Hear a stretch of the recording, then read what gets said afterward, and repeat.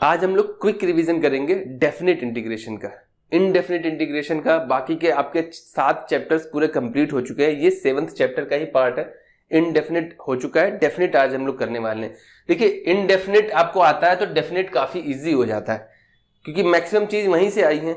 बस यहाँ पे कुछ प्रॉपर्टीज हैं जो बड़े बड़े इंटीग्रेशंस को भी काफी सिंपल कर देती हैं। तो प्रॉपर्टीज आपको ध्यान रखना है, खासकर प्रॉपर्टीज से रिलेटेड ही क्वेश्चन पूछे जाएंगे। बाकी आप कह दो डेफिनेट इंटीग्रेशन होता क्या है कि डेफिनेट इंटीग्रेशन जैसे नॉर्मल इंटीग्रेशन करते थे सेम वही प्रोसेस रहता था। बस इंटीग्रेशन करने के बाद जो वैल्यू आई, जैसे cos x का इंटीग्रेशन करना है तो sin x आ गई।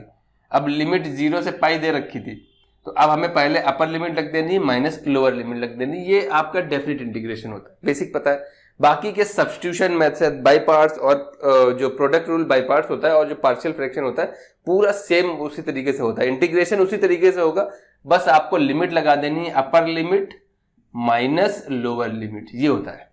पहले अपर लिमिट लगाएंगे माइनस लोअर लिमिट लगाते हैं। जैसे ये देखिए सब्स्टिट्यूशन वाला क्वेश्चन है, आपको देखना है सब्स्टिट्यूशन जैसे वहां होता था, यहाँ पे आपको साइन थीटा, बस यहाँ पे सब्स्टिट्यूशन में क्या हो जाता है कि आपने लेट किया, let sine theta is equal to t, तो साइन का डिफरेंशिएशन क्या हो जाएगा कॉस थीटा, थीटा का डी थीटा और टी का डी टी। तो जो क्वेश्चन हो गया वो आपका हो गया, ये पूरा पूरा क्या हो जाएगा आपका डी टी बन गया, डिनोमिनेटर में हो जाएगा 1 प्लस टी और ये 2 प्लस टी। लेकिन आप ध्यान देखिए जो लिमिट दे रखी थी ये लिमिट थी एक्चुअल में थीटा के टर्म्स में, और हमने थीटा तो हटा दिया है। ये प्रॉपर्टी आपको पता होगी कि आप x के रिस्पेक्ट में डिफरेंशिएट करो या t के रिस्पेक्ट में डिफरेंशिएट करो, उससे मैटर नहीं करता है। इंटीग्रेशन साइन x dx करोगे 0 से पाई बाई 2, या आपको x पसंद नहीं है तो भैया 0 से पाई बाई 2 साइन t कर दो dt, या साइन थीटा भी रख सकते हो, कोई दिक्कत नहीं है। बस जो यहाँ पे होगा वही उसी के रिस्पेक्ट में आपको वेरिएबल भी लेना पड़ेगा।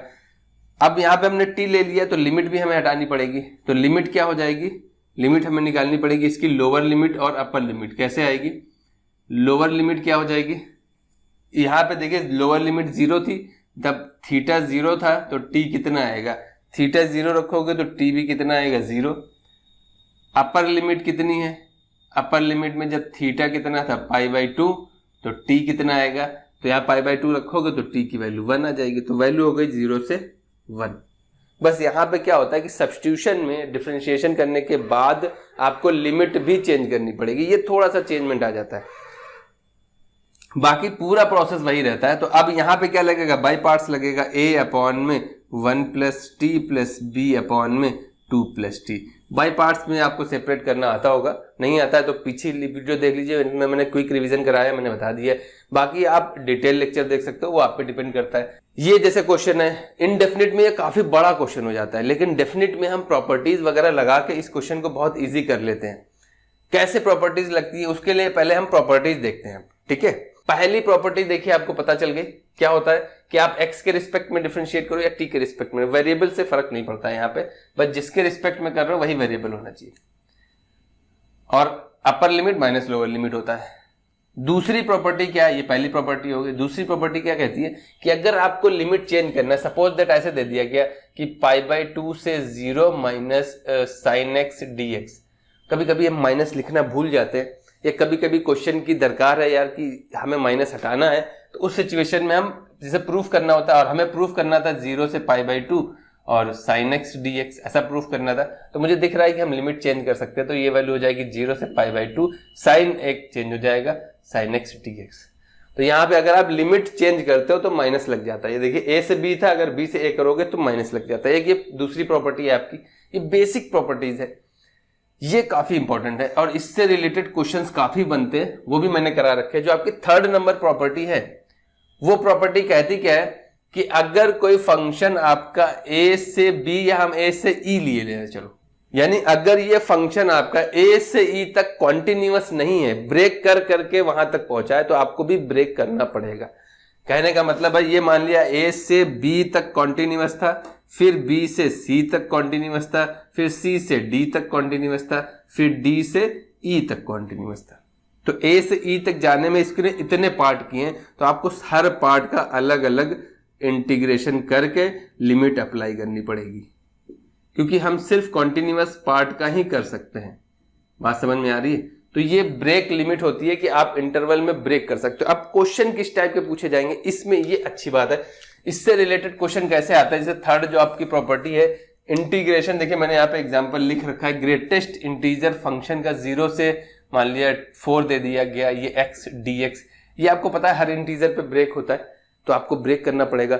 ये तो इजी क्वेश्चन है। अगर हमने ऐसे दे दिया 0 से 3 तो बहुत ज्यादा हो जाएगा, 2 दे देते हैं, चलिए एक्स स्क्वायर dx, या 0 से 1.5 x square dx, x square आएगा तो 2 तक बहुत है, 2 तक जाएगा, इससे ज्यादा नहीं जा सकता है। 2.5 कर लेगा या 3 कर देगा, 3 बहुत बड़ा हो जाएगा एक्चुअल में। क्वेश्चन बहुत इजी होते हैं। तो इस टाइप का क्वेश्चन है यार, इसको मैंने बहुत अच्छे तरीके से बता रखा है, सेपरेट वीडियो बना रखी है, और जितने वेरिएशन हो सकते हैं मैंने सारे कवर किए। आप आई बटन पे क्लिक करके जा सकते हो, ठीक है। इस वीडियो को जरूर देख लेना, क्वेश्चन बनते हैं आपके। और किस टाइप के क्वेश्चन बन सकते हैं इसी प्रॉपर्टी, जैसे ये मॉड वाले क्वेश्चन है। मॉड वाले क्वेश्चन आपके इंपॉर्टेंट इसलिए है क्योंकि आपको ये मॉड वाले क्वेश्चन आपको कॉन्टिन्यूटी में मिलेंगे, ठीक है, डिफरेंशिएबिलिटी में भी आपको मिलेगा, ठीक है, और आपको इंटीग्रेशन में भी मिलेगा, डेफिनेट इंटीग्रेशन। ये देखिए आपका सैंपल पेपर में क्वेश्चन दे रखा है, सेम मॉड वाला क्वेश्चन, 0 से 4 में इस फंक्शन को इंटीग्रेट करना है। अगर आप इंटीग्रेशन ओपन नहीं कर पाओगे तो आपको दिक्कत होगी। प्रॉपर्टी नंबर 3 आपकी कंप्लीट हो गई, ठीक है। प्रॉपर्टी नंबर 4, ये भी अच्छी प्रॉपर्टी है। प्रॉपर्टी नंबर 4 से एक दो प्रॉपर्टी और बनती हैं। कहती क्या है कि अगर a से b fx dx है, ऐसे इंटीग्रेट करो, या जरूरत पड़ती है तो हमें a to b, लिमिट तो वही रहती है, अंदर हम a plus b minus x करके भी इंटीग्रेट कर सकते हैं, ये भी वैल्यू आती है। अब इसका फायदा कहाँ होता है, क्वेश्चंस किस टाइप के बनते हैं इसमें, वो देखिए तो आपकी पिक्चर क्लियर होगी। कहने का मतलब है जैसे हमने ये इस टाइप के फॉर्मेट बनेंगे, a to b fx upon में fx plus f of a minus a plus b minus x dx, इस टाइप का क्वेश्चन बनेगा। एक फंक्शन होगा और एक जो होगा इन दोनों लिमिट ऐड करने के बाद सब्ट्रैक्ट करने से आएगा, और ऊपर ये भी हो सकता था या ये भी हो सकता था, कोई फर्क नहीं पड़ता है। अब आप अगर ये प्रॉपर्टी अप्लाई कर दो तो पूरा पूरा कैंसिल हो जाता है। कैसे होता है उसका एग्जांपल देखते हैं जरा। जैसे हमने ये वाला क्वेश्चन दे दिया है, सेम इसी पैटर्न पे बेस्ड है क्वेश्चन, और यही प्रॉपर्टी फॉलो करता है। क्वेश्चन था आपका π/6 से π/3 1 अपॉन में 1 प्लस, इसको लिख सकते थे रूट में साइन x अपॉन में कॉस x dx, इसको लिख सकते थे रूट में कॉस x अपॉन में root cos x plus sine x dx। इस टाइप के क्वेश्चन काफी मिलते हैं, तो इसकी प्रैक्टिस आपको करनी पड़ेगी। अब अगर हम ये प्रॉपर्टी मेंशन कर दें, यहाँ पे ये प्रॉपर्टी मेंशन कर देंगे, अप्लाई कर देंगे, ये i की वैल्यू थी, ठीक है। अगर हम ये प्रॉपर्टी अप्लाई कर देते हैं तो i की अब वैल्यू क्या आ जाएगी, π/6 से π/3, इन दोनों को ऐड करोगे तो π/6 प्लस π/3 एक्चुअल में कितना हो जाएगा, π/2। आप ऐसे भी देख लो, 60 और 30 ऐड होके 90 देते हैं, तो यहाँ पे वैल्यू हो जाएगी रूट में cos π/2 माइनस एक्स। एक्स की जगह हमें क्या रख देना होता है, सिंपली a प्लस बी। ये प्रॉपर्टी होती है कि x की जगह हम क्या रख देते हैं, a plus b minus x. तो x की जगह आप इन दोनों को ऐड कर लिया, π/2 माइनस एक्स अपॉन में रूट में cos π/2 माइनस एक्स प्लस का रूट में साइन π/2 माइनस एक्स dx। तो जो नया i मिल रहा है वो क्या हो रहा है, π/6 से π/3, ऊपर हो जाएगा रूट साइन एक्स, यहाँ हो जाएगा root sine x plus root cos x dx।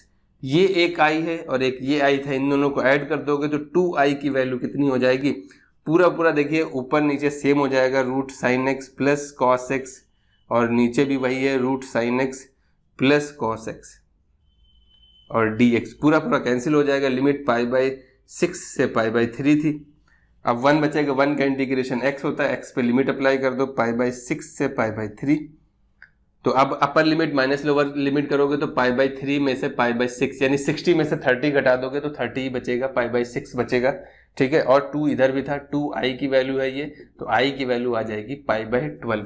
Property number 6 क्या कह रही है, अभी तक हमने सिर्फ 2 प्रॉपर्टी पढ़ी, एक ये इंपॉर्टेंट प्रॉपर्टी है आपकी और ये दोनों एक ही है, ठीक है।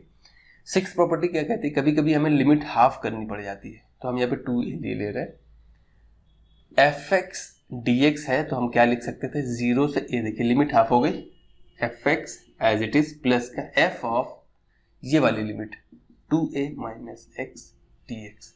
इस प्रॉपर्टी का यूज देखना है ना, तो आपको ये वाला क्वेश्चन देखना पड़ेगा, 0 से π/2 log sin x dx। ये क्वेश्चन बहुत अच्छा है, ये आपकी लगभग 2-3 प्रॉपर्टीज को कवर करता है, तो ये क्वेश्चन बहुत इंपॉर्टेंट है, ये आप मार्क कर लीजिए। इसकी जितनी वैरायटी बनती है मैंने सारी करा रखी है, आप आई बटन पे जाके इस वीडियो को देख सकते हो।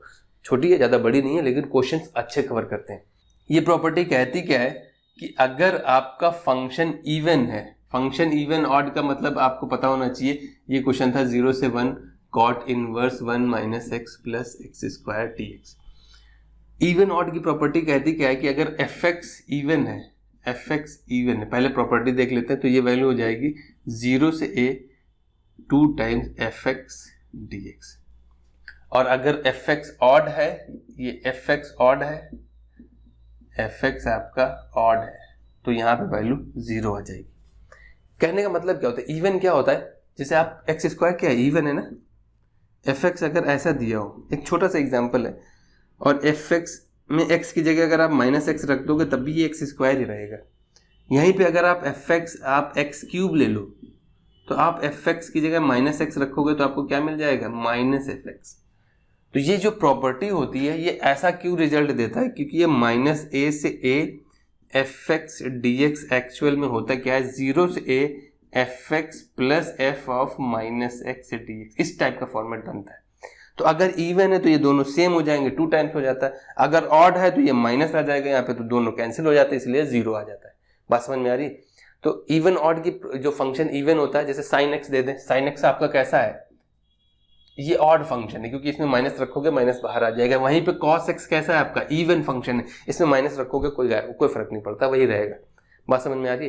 तो फंक्शन इवन ऑड आपको पता होना चाहिए। सिंपल एक्स रख के देखो, अगर कोई फर्क नहीं पड़ रहा तो इवन है, फर्क पड़ रहा है तो ऑड है। किस टाइप के क्वेश्चंस की प्रैक्टिस करनी है, प्रॉपर्टीज आपको समझ में आ गई। जो इंपॉर्टेंट प्रॉपर्टीज हैं जो आपको ध्यान रखनी है, एक तो ब्रेक करने वाली प्रॉपर्टी, उसमें क्वेश्चन किस टाइप के पूछे जा सकते हैं, ग्रेटेस्ट इंटीजर फंक्शन का आ सकता है, मॉड का आ सकता है, और आपके सैंपल पेपर में दिया हुआ है।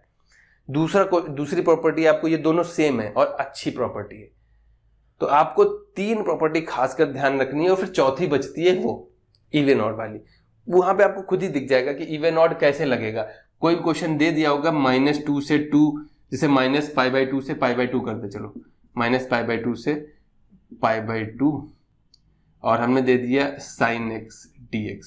तो आप कुछ मत देखो, सिंपल वैल्यू क्या आएगी, 0। अगर हमने ऐसे कर दिया -π/2 से π/2 x sin x कर दिया, तो अभी 0 नहीं होगा। अभी क्या हुआ कि यहाँ पे x है और यहाँ पे sin x, दोनों ऑड फंक्शन है, दोनों माइनस देंगे, दोनों माइनस माइनस प्लस हो जाएगा। बात समझ में आ रही। अगर ऐसी सिचुएशन आ गई, जैसे हमने क्वेश्चन दे दिया x³ cos x dx, और इसको -π/2 से π/2 में इंटीग्रेट करना है, तो आप सिंपल आंसर 0 लिख सकते हो, क्योंकि ये तो इवन फंक्शन है, ये तो साइन चेंज नहीं करेगा, लेकिन ये ऑड फंक्शन है, ये x³ है, ये साइन चेंज कर देगा। तो क्वेश्चन का वेरिएशन किस टाइप का, ये धीरे धीरे प्रैक्टिस से आता है। अगर आपने प्रैक्टिस नहीं करी है तो अभी आपको प्रैक्टिस करने की जरूरत किस टाइप के क्वेश्चन की है, इस प्रॉपर्टी से बेस्ड क्वेश्चन की प्रैक्टिस कर लेना। इस टाइप की प्रॉपर्टीज ये ईजी होती है, सबसे ईजी प्रॉपर्टी होती है, सिंपली कैंसिल आउट हो जाता है, और लिमिट हाफ उतनी इंपॉर्टेंट नहीं है, बीच बीच में आ जाता है। अगर आप ये वाला क्वेश्चन प्रैक्टिस कर लोगे, log sin x वाला, ये वाला क्वेश्चन, तो आपको ये प्रॉपर्टी भी क्लियर हो जाएगी। और इवन ऑड वाली तो क्लियर पता चल जाती है, -a से +a लिमिट ही दी होगी, दोनों नंबर सेम रहेंगे, बस माइनस का डिफरेंस रहेगा। तो डेफिनेट इंटीग्रेशन में इतना ही है, इसको अच्छे से प्रैक्टिस कर लीजिएगा। इंपॉर्टेंट क्वेश्चन की प्लेलिस्ट जरूर देख लीजिएगा, वो आपके लिए काफी हेल्पफुल रहेगी।